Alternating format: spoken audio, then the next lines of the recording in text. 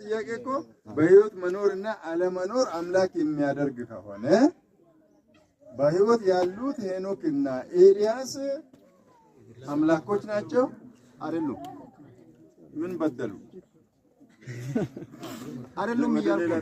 እሺ ያም ተመልሶላል። እሺ ሌላ ጥያቄ ደግሞ አሁን ኢየሱስ ፈራጅ ነው ፈራጅ አይደለም? ፈራጅ አይደለም። እሺ ዮሐንስ ወንጌል ምዕራፍ 9 ቁጥር 41 ክፈቱልን እስኪ 41 ክፈቱልን። ምዕራፍ 9 41 ኢሰፈነን ነገር ክፈቱልን። ይከፈታል። ዮሐንስ ወንጌል 9:41 ዮሐንስ ስንት ነው አልክ? 9:41 ወይ ጉድ ተሰማለ። ኢየሱስ አላቸው እሺ ዕውሮችም ብትሆኑ እሺ ኃጢአትን ባልሆንባችሁ ነበር። እሺ አሁን ግን እናያለን እሺ ትላላችሁ። እሺ ኃጢአታቸውንም ይኖራል ይላል። ቀጥል ውረደ የለም 41 ባዛ ነው የሚቆመው 49 ነው ያልኩት። ምዕራፍ 41 ማለት ምዕራፍ 9 ቁጥር 41 ጀምሮ ባዛ ነው የሚቆመው። እሺ ተሳስተሃልና ደግሞ ያርማል።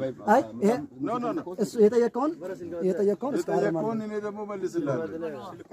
ማቴዎስ 7:23 አንብብ። አይ ቆይ ግደልህ። እሺ አንብቡልኝ። እመሰክራለሁ ይላል።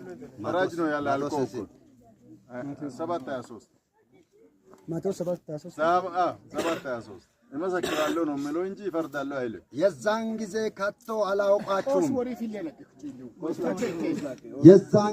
ከቶ አላወቃችሁም እናንተ አመፀኞች ከእኔ ራቁ ብዬ ይመሰክርባቸዋለሁ።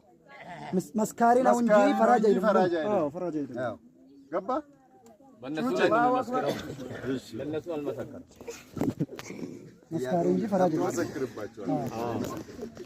ለነሱም አይደለም ይመሰክራል። የነተኛ አምላክ ፈራጅ ነው እንጂ መስካሪ አይደለም። አይፈርድም። እሺ ይያ 3 ዮሐንስ ወንጌል 3 ምዕራፍ 3 ቁጥር 16 ዮሐንስ ወንጌል 3:16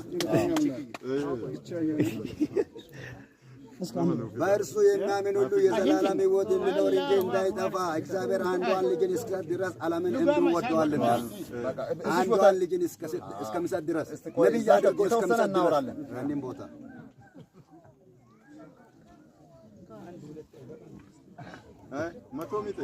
እሺ እንደዛ ካለ በእርሱ የሚያምን ሁሉ የዘላለም ሕይወት አለው ካለ በማ የሚያምን ነው ያለው? ዮሐንስ 12:44 ነው። አንተ ማውጣ ዮሐንስ 12:44 ነው።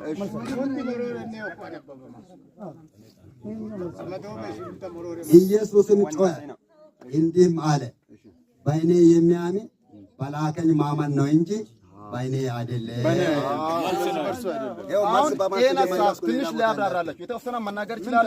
ማብራራ አስፈልግም። መጽሐፍ እንዴት አማርኛው አይደለም። አሁን በዚህ ሀሳብ ምን ለማለት እንዳወራው ታዲያ እንዴት እንረዳዳለን? አባ አማርኛ ነው የምታስተምረን ወይስ ሀዲየኛ ነው? የሀዲየኛ ከሆነ አስተምረን። አማርኛ ግን ኢየሱስ ጮኸ ይላል። እንደውም ወደ አቡ ነው አያጆ አዳም እንደውም በእንግሊዝኛ ጂሰስ ክራይድ እንደ ሰይድ በአማርኛ ደግሞ ኢየሱስም ጮኸ አለ። በእኔ የሚያምን በእኔ አይደለም በላከኝ ማመኑ እሱ መልእክተኛ ነው። እሱ መልእክተኛ ያንን ሀሳብ ያወራውን ትንሽ ላውራለታ አንተ ነበርክ በዛን ጊዜ እሱ ጋር ቃሉ እንዳወራው መናገር አልችልም። መጽሐፍ ቅዱስን ልታመጣ ትችላለህ። አንተም ደርሷል እዚህ ያለው መጽሐፍ ቅዱስና ሐሳብ አይደለም። እናንተ አሁን እስኪ አንዴ አንተ በመጽሐፍ ቅዱስ ስትጠይቅ እርሶ በመጽሐፍ ቅዱስ መለሱ እየመለሱ ነው አይደል? መለሱ። አሁን ለምሳሌ አውዱ ይለያል። የእያንዳንዱ መጽሐፍ አውዱ ይለያል። እንደ ታዲያ እንደ አውዱ ነው የምንረዳው። ታዲያ መጽሐፉ ይለያል። መጽሐፉ አይለይም። ለምሳሌ አሁን ለአይሁዳዊ የተናገረበት አለ ሐሳቡ ልጄ አቤት ሙሉ አረፍተ ነገር እኮ ነው። ፉል ስቶፕ ያለው አንድ አረፍተ ነገር ሰብጀክት አለው፣ ቨርብ አለው፣ ፉል ስቶፕ አለው አይደለ? አሁን ኢየሱስም ጮሄ ይላል። ይሄ ቀላል ንግግር አይደለም።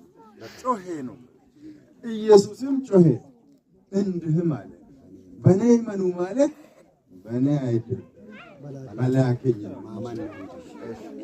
አሁን እኛ የምናምነው ማን ደላን ማንን በላኮ ኢየሱስን በላኮ አሁን እንዳልናገር የራሳችሁ ብቻ ነው ያወራችሁ ያላችሁ አይደለም አውዱ ለምሳሌ መጽሐፍ ቅዱስ በሁሉ ቦታ በአንድ አይነት መልክ ተጻፈ ለምሳሌ ለሮሜ ሰዎች የተጻፈው ለየት ይላል ጳውሎስ የጻፈው እና ኢየሱስ ክርስቶስ ራሱ ለአይሁዳውያን የተናገረው ሐሳብ የተለየ ነው አባ እሺ ተናገረ ኢየሱስ ክርስቶስ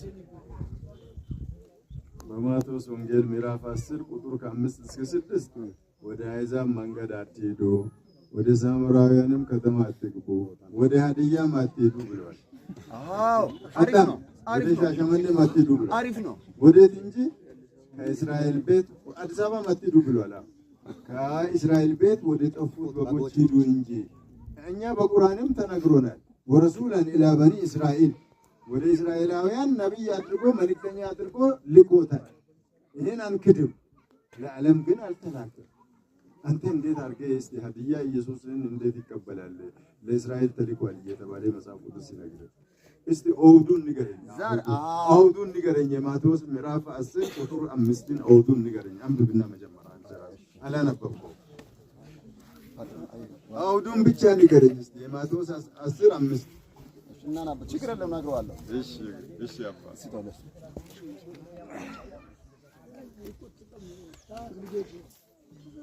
ነግሬያለሁ ወደ ሾኔ አትሄዱ ብለዋል ቁጥር ስንት ነው ያሉት ምዕራፍ 10 ቁጥር 5 የማመጻፍ ማቴዎስ ወንጌል ወደ አሜሪካም ወደ አውሮፓም ከልክሏል እንዳትሄዱ ብለዋል ምዕራፍ 10 ቁጥር 5 እስከ 6 ተረጋጋ ትሪዴ ማለት ከቁጥር 10 ነው አይ ምዕራፍ 10 ቁጥር ከ5 እስከ 6 እሺ እነዚህን 12ቱን ኢየሱስ ላካቸው አዘዛቸው እንዲህም አለ በአሕዛብ መንገድ አትሂዱ አሕዛብ ማለት ቆየኝ አባ በጣም አሁን አቴንሽን ህዝቡ ውስጥ ሁሉም ያዳምጠኝ አሕዛብ ማለት በእስራኤላውያን እይታ ከእስራኤላውያን ሁሉ ውጪ የሆነው ህብረተሰብ በሙሉ አሕዛብ ይባላል አሕዛብ ይባላል ሀዲያም ኦሮሞም አሕዛብ ይባላል አይደለ